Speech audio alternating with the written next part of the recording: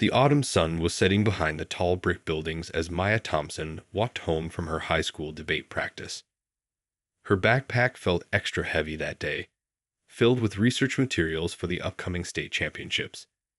She had stayed late to perfect her arguments, just like she always did. That's who Maya was: dedicated, focused, and always striving to be better.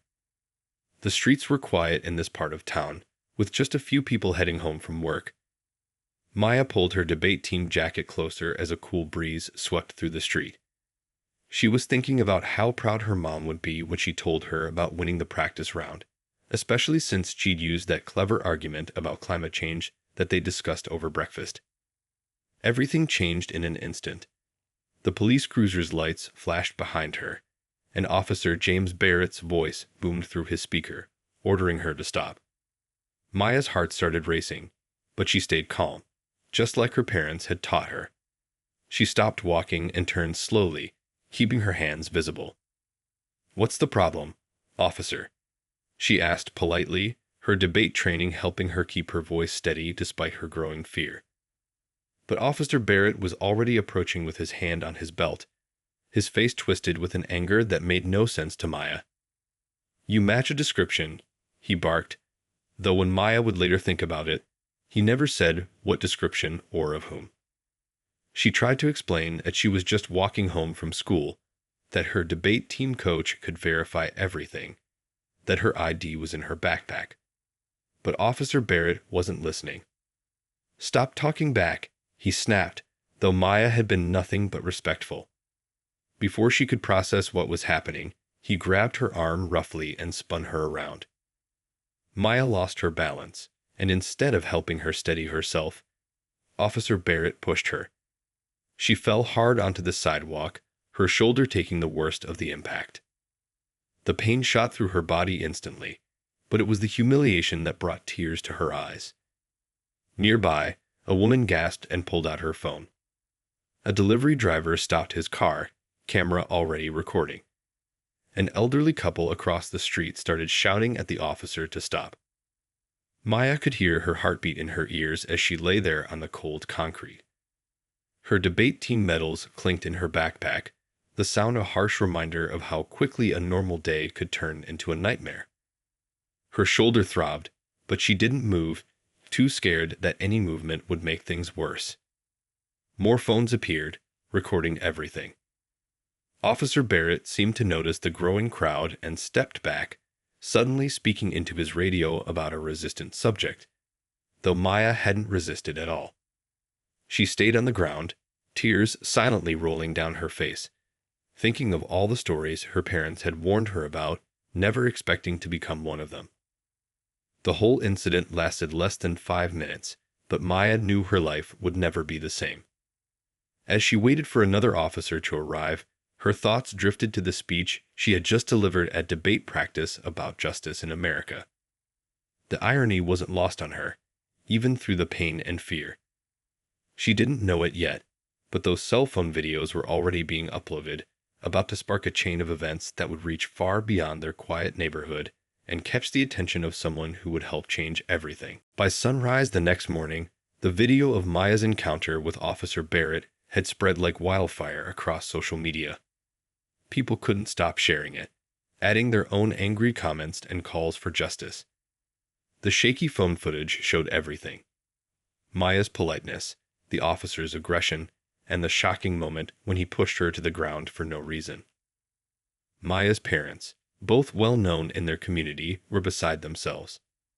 Her mom, a local business owner who ran 3 successful bakeries, and her dad, who taught chemistry at the community college, had always been active in neighborhood issues. But this was different.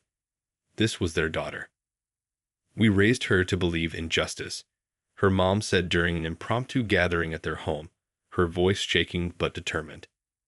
The living room was packed with concerned neighbors, local church members, and community leaders. Some brought food, others brought signs, but everyone brought their support. Maya sat quietly on the couch, her arm in a sling. The doctor had said her shoulder was badly bruised but not broken, a small mercy in an otherwise horrific situation. Her phone kept buzzing with messages from her debate team members, all of them offering to speak up as witnesses to prove she'd been at practice just before the incident. The police department's response only made things worse. They released a short statement calling it a routine stop and claiming they would look into the matter. This vague response sparked even more outrage. People started digging into Officer Barrett's history, and troubling patterns emerged. Other families came forward with similar stories that had been brushed aside. Local news vans parked outside the police station as protesters gathered, holding signs demanding accountability. Maya's debate coach organized a student walkout, with teenagers from 3 different high schools leaving their classes to march peacefully through downtown. They carried signs with Maya's debate team photo and the words, "Could have been any of us." Social media couldn't get enough of the story. The contrast was just too striking. An honor student with a perfect record, actively involved in school activities, being treated like a criminal while walking home. Every time the police department tried to downplay the incident, someone would share the video again, keeping the pressure on. Community leaders called for a town hall meeting. The mayor, who usually skipped these events, showed up this time, knowing he couldn't ignore the situation. The community center was so packed that people stood along the walls and spilled out into the parking lot. Everyone wanted answers, and nobody was accepting the usual excuses. Maya's parents spoke at the meeting, their words powerful and measured. "This isn't just about our daughter," her dad said, standing tall at the podium. "It's about every child who should be able to walk home from school without fear. It's about the kind of community we want to be." But what nobody at that town hall meeting knew was that the video had caught the attention of someone with the power to make real change. Miles away, in his hotel room after a long day of filming, Dwayne Johnson was watching the footage on his phone, his jaw clenched in anger. The sight of Maya, wearing her debate team jacket, being thrown to the ground struck a chord with him. He'd seen enough. It was time to step in. The community's united stand was about to get an unexpected but powerful ally, one who would help turn their calls for justice into real action. But for now, they kept pushing, kept organizing, and kept demanding change, not knowing that their local story was about to become much bigger than they ever imagined. Dwayne Johnson sat in his trailer, taking a break between scenes of his latest action movie. His makeup artist had just left, and he was scrolling through his phone when the video appeared on his feed. The footage stopped him cold. A young girl in a debate team jacket being pushed to the ground by a police officer. Something about her reminded him of his own daughter, and he couldn't look away. He watched it 3 times, his frown deepening with each viewing. Then he started reading the comments, learning about Maya Thompson, an honor student who loved film and public speaking. What caught his attention wasn't just the incident itself, but a comment from one of her teachers mentioning that Maya had written a paper about his journey from wrestling to Hollywood, using him as an example of breaking barriers and creating positive change. "Get me more information," he told his assistant, pushing aside the script he was supposed to be reviewing. Within an hour, he had the full story. Maya wasn't just any student. She was a passionate filmmaker who ran her school's media club. She'd won awards for her short documentaries about community issues. The irony that she was now at the center of a viral video hit him hard. The more he learned, the more invested he became. He found out that Maya had been collecting stories from her community for a project about dreams and determination. Now she was living a nightmare instead. Something inside him shifted from concern to determination. He'd been looking for a way to make a real difference beyond just posting supportive messages on social media. This was it. His team advised him to stay out of it. "It's a complicated situation," they warned. Local politics, police involvement, it could be messy. But Dwayne hadn't become who he was by playing it safe. He remembered his own struggles, the times people had helped him when they didn't have to, and he knew what he had to do. He called his lawyer first, then his publicist. "We're not just posting about this," he told them. "We're getting involved. really involved. His team scrambled to make contact with Maya's family, careful not to draw attention yet. They wanted to help, not create a media circus that would put more pressure on the young girl.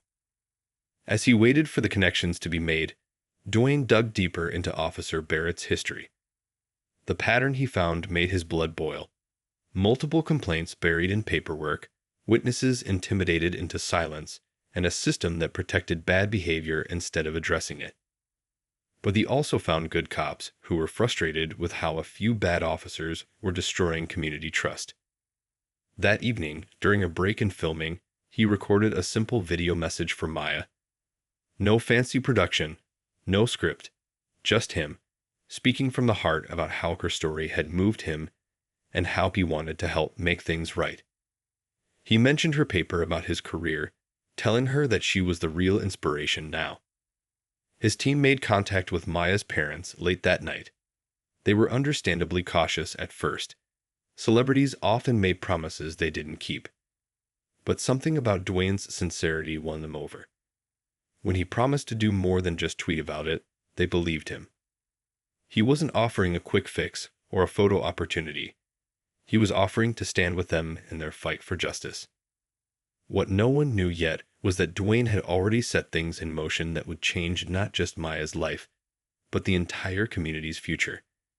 He had the resources, the platform, and most importantly, the determination to make sure this story didn't fade away like so many others. This wasn't just about one incident anymore. It was about creating lasting change. As he finally went back to his script that night, Dwayne knew he'd probably get some pushback for getting involved. But sometimes doing the right thing meant stepping into the fire. Besides, as he'd learned in both wrestling and Hollywood, the most important fights aren't the ones in the ring or on screen. They're the ones that happen in real life, where real people's futures are at stake. The morning after Dwayne Johnson contacted Maya's family, everything changed. He didn't just post a tweet or make a statement. He showed up in person. No cameras, no press release, just Dwayne in a simple black t-shirt, walking up to the Thompsons' front door with his lawyer and a plan. Maya couldn't believe her eyes when she opened the door. There he was, the man she'd written about in her paper, standing on her porch with a warm smile and determined eyes. "I heard you're a filmmaker," he said, sitting down at their kitchen table like an old friend. "Well, I know a thing or two about telling stories that matter." But Dwayne wasn't there just to offer comfort. He pulled out a folder and laid out a strategy that left everyone speechless. His legal team had already started gathering evidence, not just about Maya's incident, but about every complaint filed against Officer Barrett in the past 5 years. They found 15 similar incidents that had been swept under the rug. "This stops now," Dwayne said, his voice firm but calm. He wasn't just throwing money at the problem. He was investing time, resources, and his reputation. His team had contacted civil rights lawyers, police reform experts, and even former officers who specialized in training and accountability. The local media went crazy when they spotted Dwayne at the police station later that day. He walked in with Maya's parents and their lawyers, cameras flashing everywhere. But he wasn't there for publicity. They had a 4-hour closed-door meeting with the police chief and city officials. Nobody knew exactly what was said in that room, but when they came out, things were different. The police department couldn't ignore the situation anymore, not with Dwayne Johnson shining a spotlight on it. Officer Barrett was immediately suspended, pending a full investigation. But Dwayne made it clear, this wasn't about punishing one officer, it was about fixing a broken system. He used his platform carefully, sharing updates on social media that kept the pressure on without turning it into a circus. He posted a video of Maya speaking at a community meeting, letting her words about justice and change reach millions of people. The comments section filled with support and similar stories from across the country. What really surprised everyone was how Dwayne handled the backlash. Some people criticized him for getting involved, saying actors should stay out of police business. He responded by sharing statistics about police reform success stories in other cities, always keeping the focus on solutions rather than division. Maya's shoulder was healing, but the emotional scars were still fresh. Dwayne noticed how she got nervous around police cars now, how she'd stop talking mid-sentence when one drove by. That's when he had another idea. He introduced her to a friend who taught film at a prestigious arts program, suggesting that Maya channel her experience into something powerful. "You've got a story to tell," he told her, sitting in her family's living room one evening. "And you've got the talent to tell it right." He wasn't just offering empty encouragement. He was giving her the tools and support to turn her pain into purpose. The media wanted to make it all about Dwayne Johnson saving the day, but he kept redirecting the attention to the real issues and the community's efforts. He made sure Maya's voice was heard, not overshadowed. When reporters asked him why he got involved, his answer was simple: because sometimes people with power need to stand up for those still fighting to be heard. By the end of the week, the city announced a complete review of its police training and accountability measures. It wasn't just talk. They had deadlines, specific goals, and independent oversight. Dwayne had helped turn a moment of injustice into a movement for real change, not by taking over, but by amplifying the voices that needed to be heard. The police department's old training room looked different now. Gone were the dusty posters about procedure and protocol. Instead, the walls held new messages about community service and understanding. Officers sat in groups, actually talking to each other about things that mattered, not just going through the motions. The new training program wasn't just about checking boxes anymore. Real change was happening, and you could feel it in the air. Outside experts came in to teach about de-escalation techniques. Community members shared their experiences. Even some officers admitted they'd needed this for a long time. Officer Barrett's suspension had sent shockwaves through the department. His empty desk served as a daily reminder that the old ways of doing things weren't acceptable anymore. Some officers grumbled about the changes at first, but most knew this was long overdue. The police chief, feeling the pressure from all sides, finally stepped up. With cameras rolling, he admitted that the department had failed Maya and others before her. "We're not just promising to do better," he announced. "We're making real changes that you can see and measure." These weren't empty words. New rules required officers to wear body cameras at all times. They had to complete cultural sensitivity training every 3 months, not just once a year. Most importantly, there was a new civilian oversight board with real power to investigate complaints. Maya's case had opened a door that couldn't be closed. Other families started coming forward, sharing their stories without fear. The department had to face its history honestly. Some older officers chose to retire rather than adapt. Younger officers, eager for change, stepped into leadership roles. The changes weren't just happening inside the police station. Out on the streets, people noticed the difference. Officers spent more time walking their beats, talking to shop owners, and getting to know the kids in the neighborhood. They weren't just enforcing laws, they were building relationships. Dwayne Johnson's influence helped speed things up, but he made sure the community stayed in charge.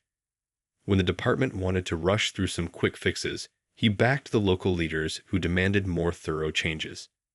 His presence kept the spotlight on, but the real work came from within the community. Some nights, Maya's parents would sit at their kitchen table, looking through the new police department policies. They could hardly believe how much had changed since that terrible afternoon when their daughter came home hurt and scared. The same officers who used to avoid eye contact now stopped to chat at community events.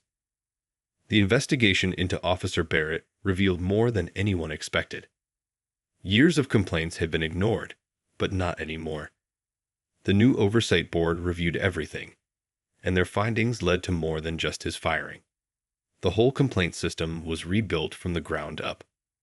Training now included real stories from the community. Officers had to spend time volunteering at local organizations. They learned about the neighborhood's history, its struggles, and its strengths. Some officers even started coaching at the youth center after their shifts. Maya watched all of this from her front porch, her camera in hand. She was documenting everything, the good and the bad, the progress and the setbacks. Her shoulder had healed, but she hadn't forgotten. Instead, she was turning her experience into something powerful. The changes weren't perfect, and everyone knew there was still work to do.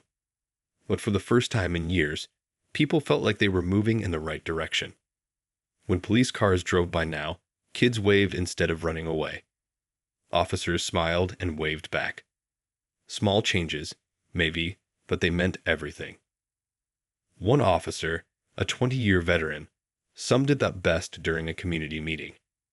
"We needed this wake-up call. Sometimes it takes a hard look in the mirror to realize you've lost your way. But what matters is what you do once you see the truth." Early morning sunlight streamed through the window of Maya's bedroom as she sat editing her latest video footage. Her camera, a gift from Dwayne Johnson, had become more than just a piece of equipment. It was her way of processing everything that had happened. "Tell the story your way," Dwayne had told her during one of their weekly video calls. He wasn't just a celebrity who'd swooped in to help anymore. He'd become a real mentor, someone who understood both the power of storytelling and the weight of responsibility that came with it. Maya's documentary was coming together piece by piece. She interviewed kids from her school, elderly neighbors, shop owners, and even some police officers who were willing to talk honestly about the changes in their department. Each interview helped her heal a little more, turning her pain into purpose. The local art center had given her a small studio space to work on her project. The walls were covered with sticky notes and index cards, mapping out different scenes and stories. Sometimes, late in the afternoon, Dwayne would FaceTime her to check on her progress, offering suggestions and encouragement. "Remember," he'd say, his face serious on the phone screen, "you're not just making a film about what went wrong. You're showing people how to make things right." Those words stuck with Maya, guiding her as she pieced together her documentary. Her debate team skills came in handy during interviews. She knew how to ask tough questions while staying respectful, how to listen for the story behind the words. Even her shoulder, which sometimes still ached on cold days, reminded her why this work mattered. The most surprising interview was with a young police officer who'd been there the day she was hurt. He'd wanted to speak up then, but hadn't known how. Now, on camera, he talked about the importance of moral courage and standing up for what's right, even when it's hard. Maya's parents watched their daughter transform from a victim to a voice for change. The quiet girl who'd once been pushed to the ground was now standing tall, speaking at community meetings and showing others how to turn their experiences into action. Dwayne helped her connect with professional filmmakers who taught her about lighting, sound, and editing. But more importantly, they taught her about the responsibility that came with telling other people's stories. Maya took these lessons to heart, making sure every voice in her documentary was treated with respect. Her film started taking shape, not just as a story about one incident, but as a larger tale about community, courage, and change. She included footage from security cameras, interviews with witnesses, and scenes of the new police training programs. But she also showed the smaller moments. Kids playing basketball with officers, community meetings where real conversations happened, and people working together to build trust. The healing didn't happen all at once. Some days were harder than others. But every time Maya picked up her camera, she felt stronger. She wasn't running from what happened. She was using it to help others understand and to make sure similar incidents wouldn't happen again. Dwayne didn't just mentor her about filmmaking. He taught her about staying strong under pressure, about using her voice responsibly, and about the importance of taking care of herself while trying to help others. "Your story matters," he'd remind her, "but so does your peace of mind." The Arts Center started a youth film program based on Maya's work. Other kids who'd been through tough times learned to tell their stories too. Maya helped teach them, sharing what she'd learned about the power of turning pain into art. One evening, as she was finishing up at the studio, Maya looked at her reflection in the computer screen. The girl looking back wasn't the same one from that terrible day. She was stronger now, more determined, and most importantly, she knew her worth. Her story wasn't just about what had happened to her. It was about what she chose to do about it. 6 months after Maya's incident, the changes in the police department had spread far beyond their small town. News channels started picking up the story, not because of what went wrong, but because of what was going right. Other cities wanted to know how such big changes happened so quickly. The new police training program became a model for other departments. Officers from nearby cities came to learn about the Community Oversight Board, the cultural training, and the new accountability systems. What made it special wasn't just the rules, it was how the whole community worked together to make it happen. Dwayne Johnson's influence helped, but he always made sure people knew the real heroes were the local leaders who'd been fighting for change for years. He used his platform to share the success stories, posting videos of community meetings and new police training sessions that showed real progress. The old complaint files that had been gathering dust were finally reviewed properly. Other officers like Barrett, who had bad records, were either removed or put through intensive retraining. The department started publishing monthly reports about complaints and how they were handled. Everything was out in the open now. Local businesses noticed the difference too. Shop owners who used to keep their distance from police now welcomed officers into their stores. The coffee shop near the high school started a program called Coffee with Cops, where students could sit down and talk with officers in a relaxed setting. The city council made the changes official by passing new laws. Body cameras became mandatory. The Civilian Oversight Board got permanent funding. Regular training wasn't just suggested anymore. It was required. Officers who showed outstanding community service got recognized and promoted. Maya's story played a big part in these changes, but she wasn't the only one speaking up anymore. Other people who'd had similar experiences started sharing their stories too. The difference was that now, people were listening. The police department had learned to listen instead of getting defensive. One of the biggest changes was in how new officers were chosen. The department started looking for people who really understood the community. They didn't just want tough cops. They wanted officers who knew how to talk to people, solve problems, and build trust. The success caught the attention of police reform experts nationwide. They studied how this small town had made such big changes so quickly. The answer wasn't complicated. It was about bringing everyone together, being honest about problems, and working on solutions instead of pointing fingers. Dwayne Johnson kept his promise to stay involved. He didn't just check in once and forget about it. Every few weeks, he'd call the police chief or join a community meeting by video chat. His presence reminded everyone that the world was watching, hoping to learn from their example. The training center got a complete makeover. Instead of just teaching about laws and procedures, they now had classes about community history, cultural awareness, and mental health. Officers learned how to handle difficult situations without making them worse. They practiced talking to people instead of just giving orders. The younger officers especially liked the new way of doing things. They felt proud to be part of a department that was leading the way in police reform. Some of them even started mentoring programs in local schools, showing kids that police officers could be trusted helpers in the community. Other police departments started sending their officers to learn from what was happening here. They saw how building trust with the community made their jobs easier and safer. The old way of doing things, with fear and force, was being replaced by understanding and respect. As winter turned to spring, the town had become a different place. Not perfect, but better. People walked the streets with more confidence. Officers patrolled with more awareness. The changes weren't just on paper. You could feel them in the air, in the way people talked to each other, in the new sense of trust that was growing stronger every day. 1 year had passed since that life-changing afternoon.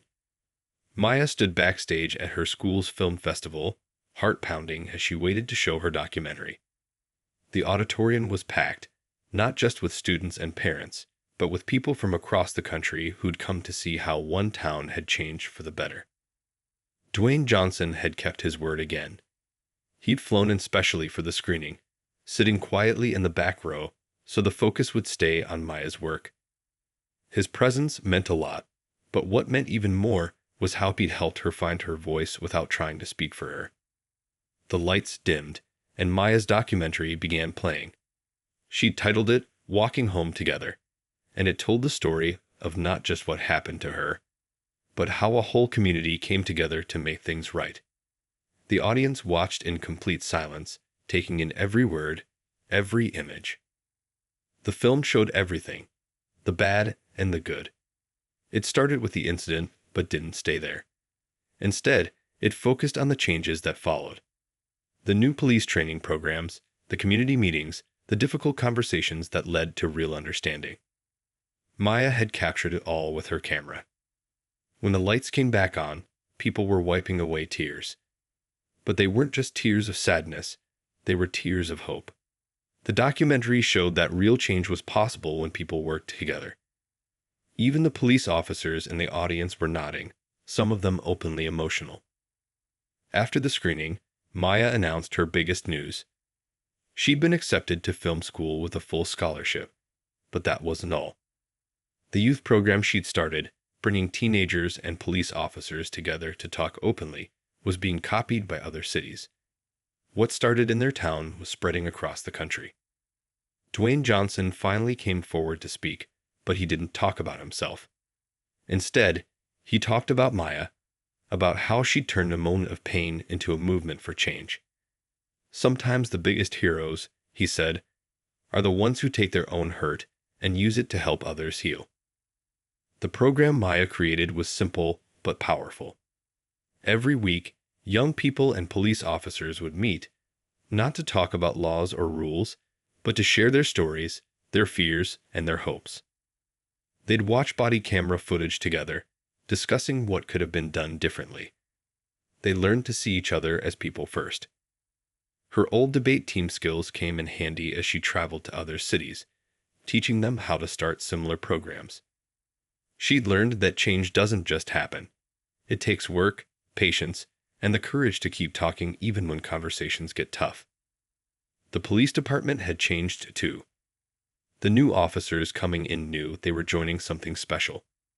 The training center's walls now held photos of community events, reminders that their job was about protecting and serving real people, not just enforcing laws. Maya's parents watched their daughter with pride, amazed at how she'd grown. The scared girl from a year ago was now a confident young woman, ready to take on college and whatever came next. But she wasn't leaving her work behind. She was expanding it, making it bigger and better. That evening, after all the speeches and celebrations, Maya walked home along the same street where everything had started. But this time was different. A police car drove by, and the officer waved. Maya waved back, knowing that while the past couldn't be changed, the future could be better. As she reached her front door, Maya thought about all the other young people out there, all the other towns that needed change. Her phone buzzed with a message from Dwayne. Ready to take this program national? She smiled, knowing this wasn't the end of her story. It was just the beginning of something much bigger. The stars were coming out as Maya sat on her porch, planning her next project. Sometimes the best endings are really new beginnings. Her town had shown that change was possible. Now it was time to help other communities find their way to a better tomorrow, one story, one conversation, one step at a time.